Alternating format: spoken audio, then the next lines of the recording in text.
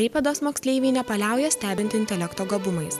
Tuo įsitikinti buvo galima 3 metus iš eilės Klaipėdos universitete organizuojamame intelektualiame žaidime Klaipėdos mokyklų proto kovos 2012.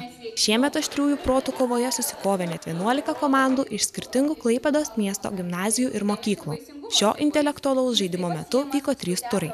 Kiekviename iš jų moksleiviams buvo užduodama po 10 žodinių, vaizdinių ir garsinių klausimų iš biomedicinos, fizinių, humanitarinių, socialinių mokslų ir menų srities. Norėdami teisingai atsakyti į klausimus, jaunuoliai turėjo išties pasukti galvas. Klausimai buvo nelengvi, nes juos uždavė universiteto mokslininkai ir darbuotojai. Tačiau rezultatai parodė, kad išmąstyti atsakymus buvo įmanoma. Moksleivių nuomonių apie klausimus būta įvairiausių. Klausimai išties sunkus, tokie neįprasti. Paprastiem mokiniam, galima sakyti, mokykloje tokių klausimų neišmoksi.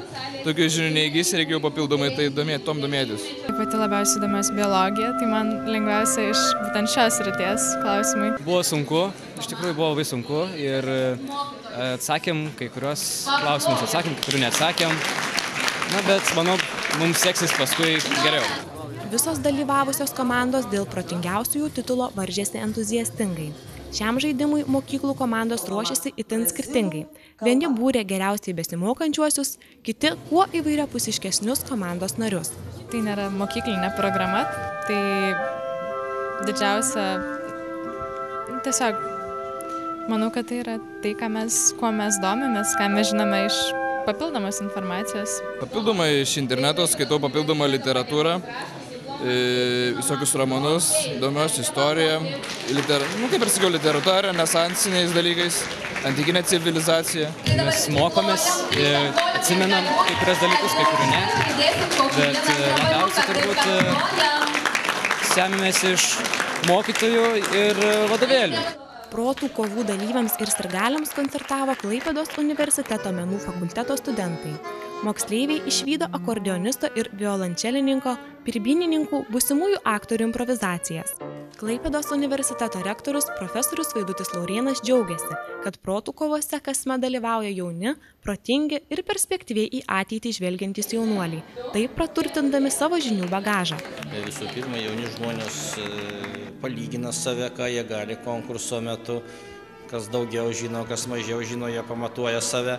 Antras dalykas, šis renginys vyksta Klaipėdos universitete ir jauni žmonės susipažįsta su universitetu, iš dalies su jo kultūra, su jo istorija, su jo netgi, sakykime, dėstytojais, profesoriais, kurie užduoda klausimus ir panašiai.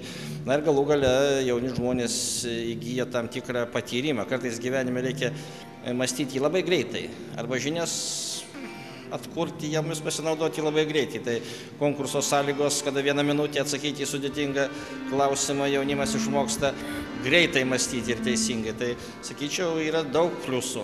Viso žaidimo metu lyderiai vis kito. Todėl iki paskutinės akimirkos nebuvo aišku, kas taps nugalėtojais. Susimavus galutinius rezultatus paaiškėjo, kad 3 vieta atiteko Ąžuolyno gimnazijai, 2 Eduardo Balsio menų gimnazijos moksleiviams, o nugalėtojais tapo ir pernai iškovota protingiausių titulą apgynę Klaipėdos Žemynos gimnazijos komanda. Nelabai tikėjomės apginti tą titulą savo čempionų, bet pavyko. Tiesiog emocijos lyjas per kraštus, tačiau nelabai norisi rodyti, kad neįžeistumėm kitų priešininkų, kurie labai gerai pasirodė, gerbiam juos. Skambant nugalėtojų dainai, prizininkai buvo apdovanoti rėmėjų įsteigtais prizais ir specialiais žaidimo trofėjais. Pasak organizatorių, pagrindinis šio žaidimo tikslas – skatinti moksleivius domėtis mokslu ir jo aktualijomis.